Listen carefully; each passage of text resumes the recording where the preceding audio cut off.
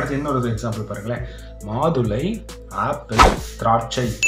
மாதுளை, ஆப்பிள், திராட்சை. ஓகே, திராட்சைன்றது ஒரு கனி, ஆப்பிளும் ஒரு கனி தான், மாதுளையும் ஒரு கனி தான்.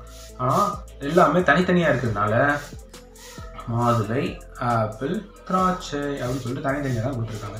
ஓகே, இதுதான் வந்து வென் டயக்ராம் வச்சு பண்ணுறது. இதுக்கே நம்ம இன்னும் நிறைய எக்ஸசைஸும் பார்க்கலாம். அப்போ தான் அவங்களுக்கு இன்னும் நல்லா தெளிவாகவே புரியும்.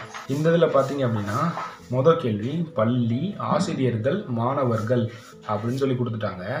இப்போ இதில் வந்து எப்படி வரும் ஆன்சர் அப்படின்னு நீங்கள் நினைக்கிறீங்கன்னு சொல்லிட்டு கமெண்ட் பண்ணுங்கள். ஆப்ஷன் 1, 2, B, C அது எதில் வரும் அப்படின்னு சொல்லுங்கள். பள்ளின்றதுக்குள்ளே தான் ஆசிரியர்கள் இருக்காங்க, மாணவர்களும் இருக்காங்க. ஓகேவா? அதனால ஆன்சர் எப்படி வரும் அப்படின்னா பள்ளி, இது பெரியது வந்து பள்ளி, ஆசிரியர்கள் அதுக்குள்ளே தான் இருப்பாங்க, மாணவர்களும் அதுக்குள்ளே தான் இருப்பாங்க. கரெக்டா?